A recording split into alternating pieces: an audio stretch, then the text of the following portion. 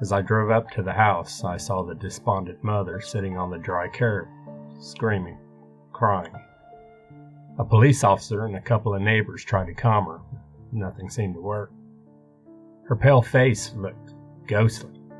Her constant tears dribbled mascara down her face as if she were sobbing black, oily tears. Her hair stuck up in crazy strands and knots. I put the ambulance in park, turning off the flashing lights. My colleague, Amber, sat in the passenger seat.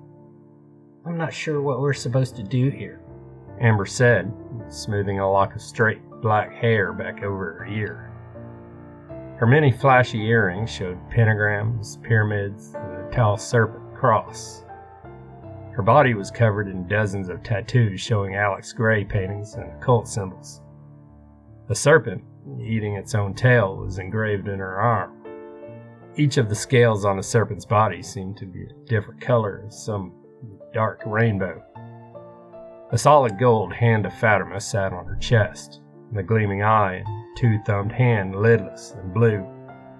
Amber's name was fitting, as her eyes truly were amber, and her skin was as pale as a vampire's. What can we do at any truly disturbing incident?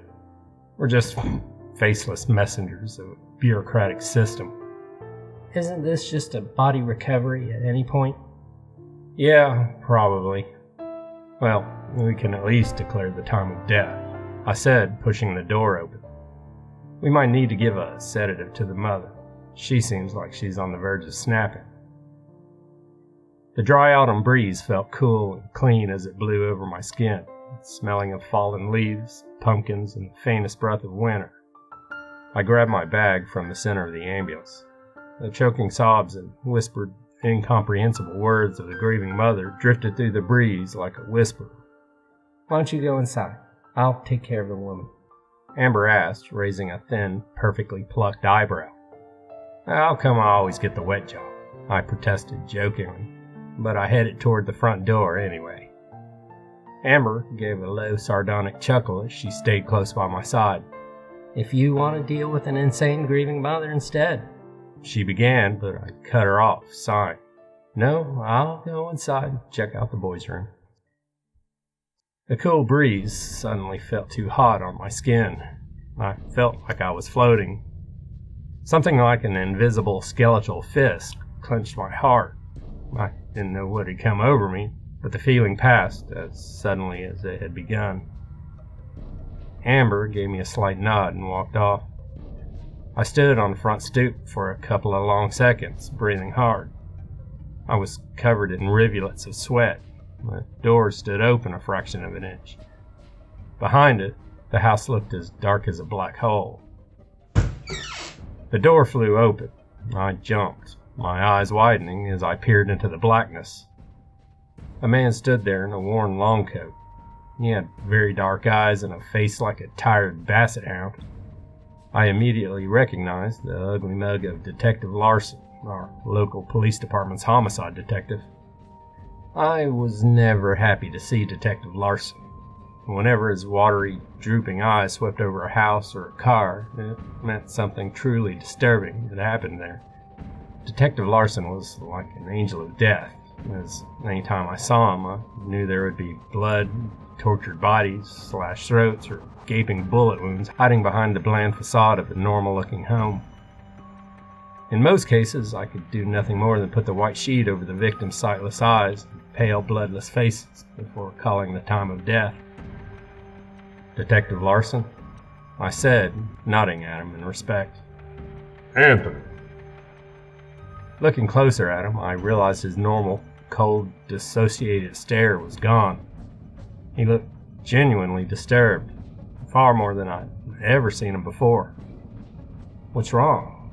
I asked, a sinking feeling in my chest. His droopy face looked paler than I'd ever seen it. He wavered on his feet. I wondered for a moment if he might pass out. I took a step forward in case I had to catch him, but he took a deep breath and steadied himself. "Are you feeling okay?" "I think you should go in and see for yourself," Detective Larson whispered, as sweat trickled down his pale face. "I can't go back in there right now." I need a few moments outside. He pushed past me into the cool autumn day. I walked into the silent, empty house. With Detective Larson outside, I found myself alone, except for a single police officer standing guard outside a closed door. He saw my paramedic's uniform and gave me a silent nod as he opened the bedroom door with a gloved hand. The smell of copper and iron was strong in the air, and I immediately recognized it as the odor of blood. I took a deep breath before I walked into the room, closing my eyes and mentally preparing myself.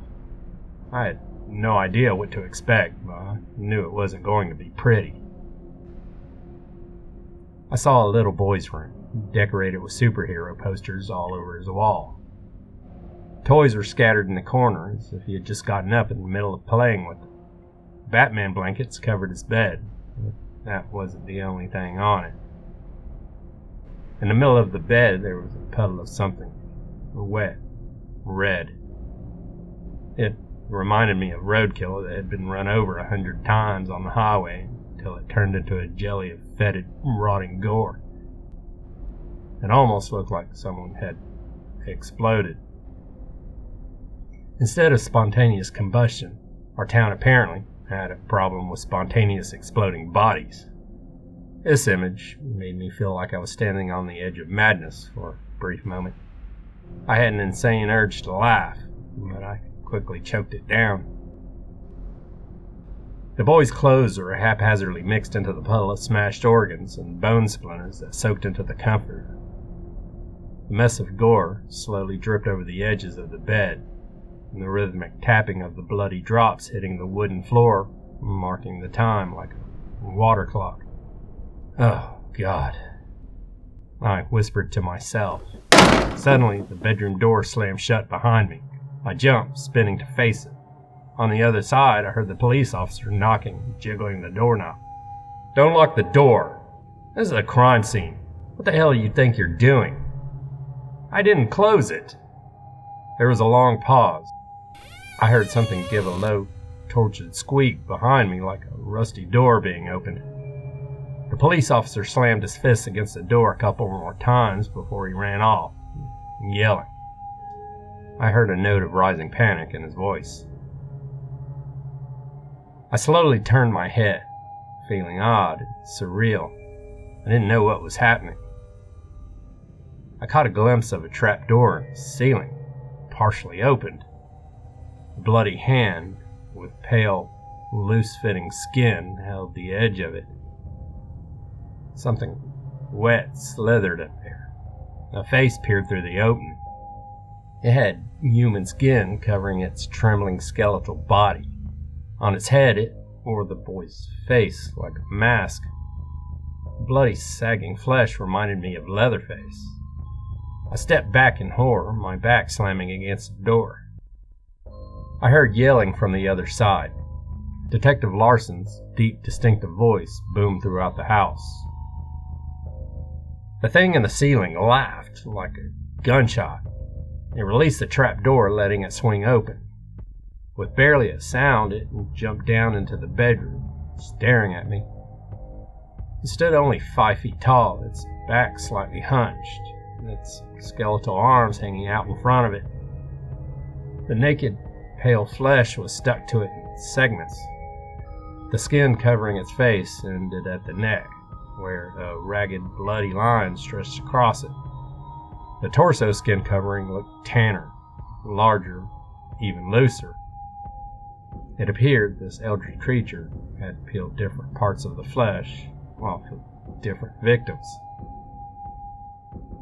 I saw its yellow, glowing eyes flicker like candle flames behind the mask of human skin. It had no pupils and no sclera, but looked like flat, golden plates that seemed to catch every ray of sunlight in the room. It oozed across the hardwood floor towards me, jerking and twitching. Its breath gurgled in its mouth. Black, frothy blood bubbled over its twisted, broken teeth. I closed my eyes, hoping it was a nightmare. When I opened them, the thing was only a few feet away, its golden eyes sparkling with an inhuman hunger. The door stayed closed and locked like a concrete wall behind me. I frantically tried playing with the doorknob and turning the lock, but nothing happened. The yelling from the house was close now, right outside the door.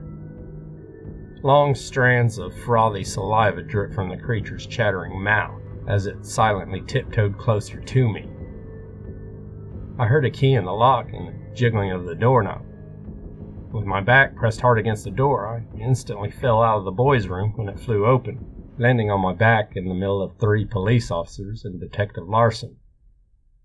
I looked up at them, stunned and disbelieving for a long moment. Wordlessly, I pointed to the room. My teeth still chattered. The thing had gone, but the trap door in the ceiling still stood open. Like a pendulum, it swayed gently back and forth above the bloody pile of organs and shredded muscles on the bed. What could have done something like this? I asked Detective Larson as we stood outside. The pale autumn sunlight barely warmed me. I felt like ice water ran through my veins. What was that thing? He shook his head, his jowls shaking. I don't know about anything, but we'll examine the trapdoor, he said, his eyes distant. The last one had a trapdoor in the ceiling too. The last one? I asked in a hushed tone. What do you mean, the last one? He met my gaze suddenly. Forget about it. Police business. But I will say that this isn't the first odd death we've seen in this town recently, Detective Larson said cryptically. Something came down out of that trapdoor. You have to believe me. Probably the same thing that killed that kid. This thing, it wasn't human. Not even remotely. It wears human skin, like a jester might put on a colorful costume. The way it moves is jerky, twitching. It had pure yellow eyes. Should we get a sketch artist for this? Detective Larson asked, sarcastically, checking his watch for the time. I looked at him with an expression of sudden coldness. Fine, but trust me, I'm not crazy, I hissed with venom. I slipped my business card into his hand. When you investigate that tunnel up there and you find out I'm right, you can call me and apologize. I turned away without another word, seeing the distraught mother had gone. More emergency personnel had arrived, including the meat wagon, the county morgue's personal vehicle for transporting dead bodies. Amber stood next to the ambulance, her arms crossed, a single eyebrow raised. Let's get the fuck out of here. The kid's dead. Official time of death. I looked down at my watch. Let's say 5 minutes ago, 4:25 p.m. Come on, our shift is ending in a few minutes. I can drive, Amber said, jumping into the driver's seat. Moodily, I slunk into the passenger seat. So, how was it?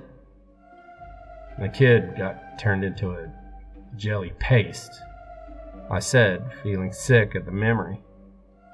It looked like he exploded and got run over by 20 tractor trailers in a row. His skin was... I stopped, thinking back to what I had seen. His skin was all gone. Something must have taken it away. Well, that has to be the most disgusting thing I've heard all day, Amber said sardonically as she pulled away, the lights and sirens of the ambulance silenced. So, we have a serial killer skinning people alive and smashing them to bits with a sledgehammer? Skinning children alive, I should say. It's no serial killer, I said, explaining what had happened. How the door had slammed shut by itself, how the trap door had opened, and how something had jumped down. I know what I saw, but it happened like I said. Detective Larson acts like he doesn't believe me, but when I got there, he was just standing outside, and he looked deeply disturbed about something. Far more disturbed than I've ever seen him before. I think he knows I'm telling the truth and is trying to gaslight me for some reason. I always thought Detective Larson was made of iron. Amber said as we turned back to the hospital to park the ambulance and finish our shift. He's never shown any hint of emotion around me. So, what happened with the mother? I asked, curious. I'd started to calm down by this point, and even though I kept flashing back to my encounter with that creature, I felt instantly better as we put more distance between ourselves and that house. Amber looked over at me strangely. Well, she was rambling about how something had been slinking around the house at night, and she should have known. She wouldn't stop crying. She was suicidal, kept blaming herself for her son's death.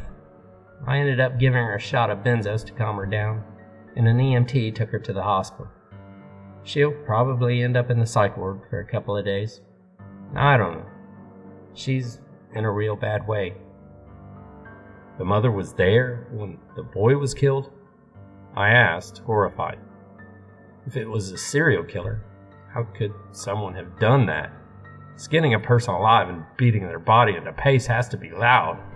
It would draw attention, I think. We don't know that the boy was alive when he was skinned, she said. She shuddered. I really hope not. CSI needs to check it out. I'm sure they'll figure out what happened. Yeah, I'm sure, I said, non-committally, a sinking feeling in my stomach. I didn't say anything about it to Amber, but in reality, I didn't think the mother was crazy at all. I got back to my house late that night. I ended up sitting in the locker room at the hospital for a few minutes, simply staring at the wall. I couldn't get the day's events out of my head. A rising sense of anxiety seemed to fill my chest. Amber drove me home, speeding, blaring music the entire way. We only lived a couple of streets away from each other, so we usually carpooled to work. The autumn leaves whipped past the car. The wind howled like the screaming of a dying child. You want to come in? I'll have beer and stuff if you want one. Sure, she said, giving me a sideways glance. You don't seem like yourself today. I just want to forget everything I've seen today. Period, I said, making my way out of the car. Amber followed close behind. Lethargically, I made my way up to my apartment. I opened a couple of bottles of Spaten and gave one to her. I chugged the entire bottle in a few giant gulps, turning on the TV to shatter the eerie silence that seemed to cover the apartment like a storm cloud.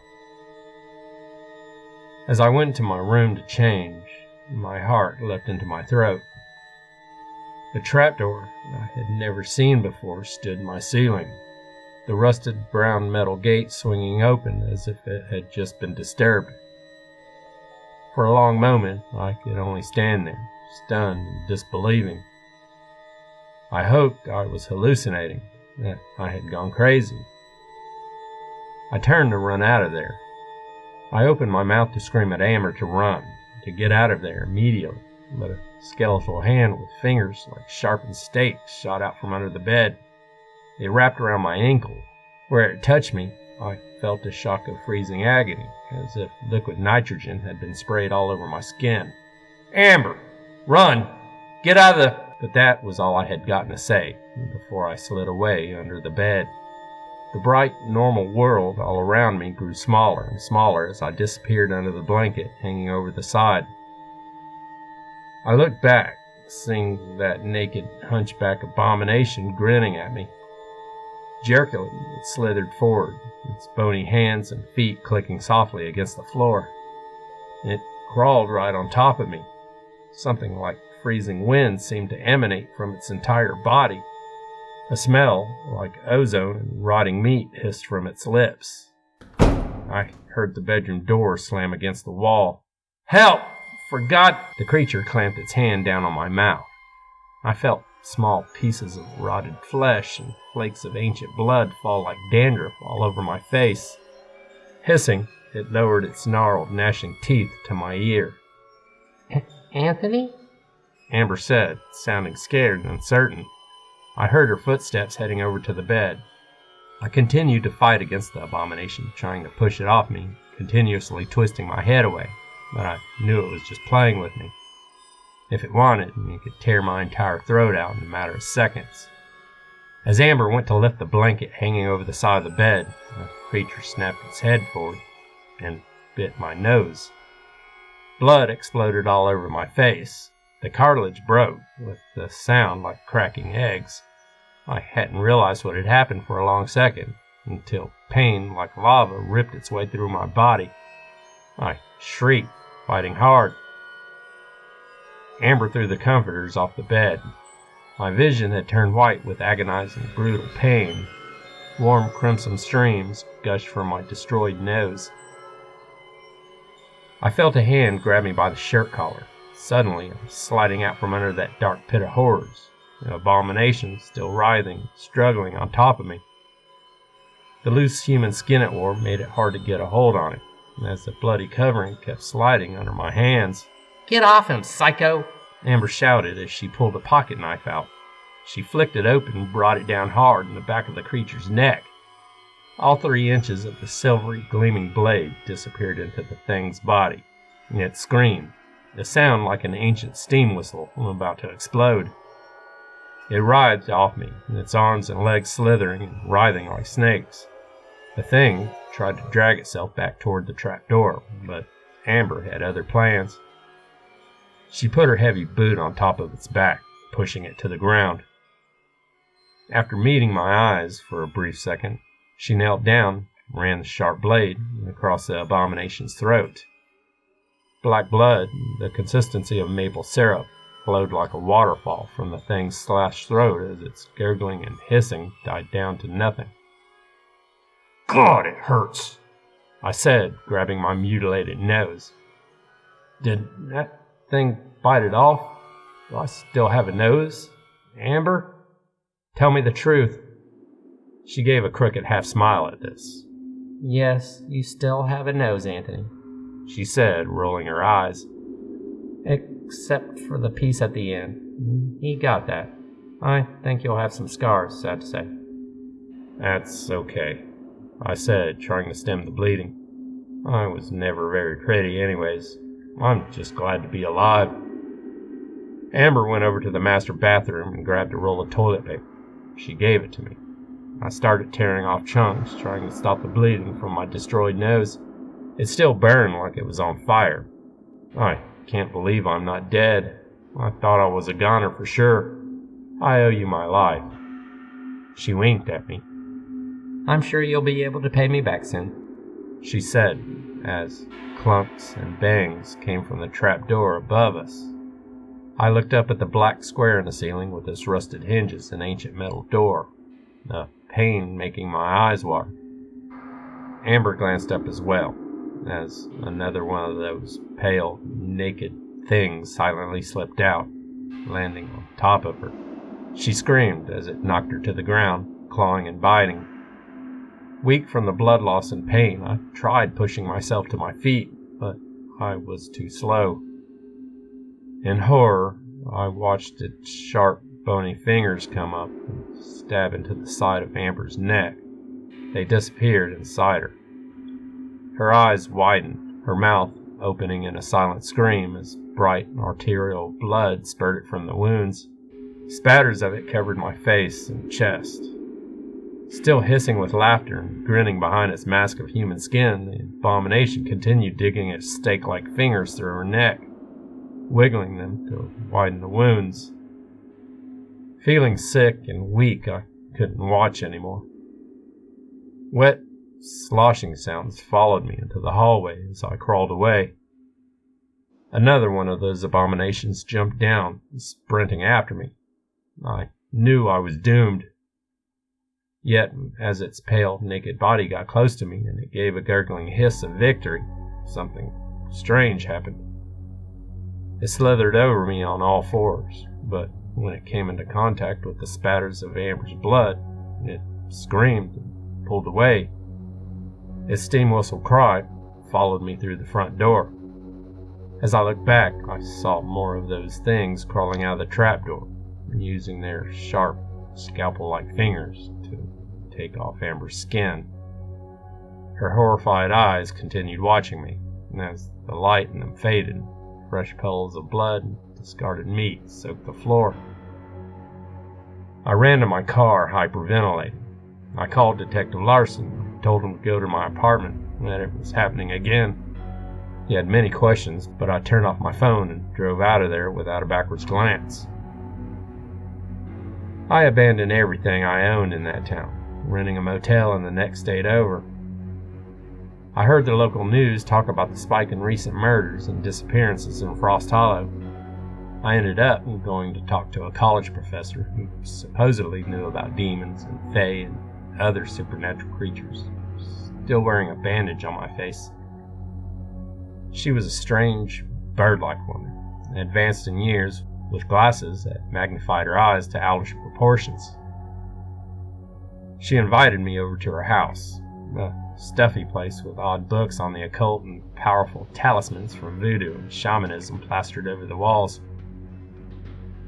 As I told her everything that happened, she started playing with her tarot cards, flipping them over.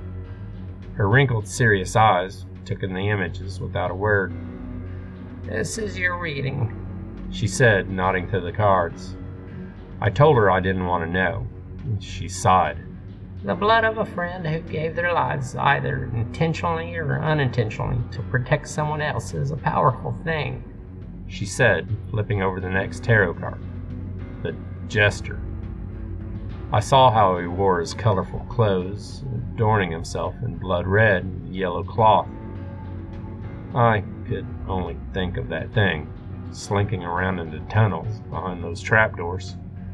Yet, if it continues following me, how could I possibly escape next time? She shrugged, her face unconcerned. "We all get captured by death eventually. You can't run forever, after all. Perhaps next time you will be the one giving your life to protect someone else." I shuddered at the thought, my body cold. As I drove back to my motel, I wondered if she was right. Would they catch up with me in the end? I opened the motel room door. There, in the ceiling, I saw a rusted trap door, its hinges giving a tortured shriek of rusted metal.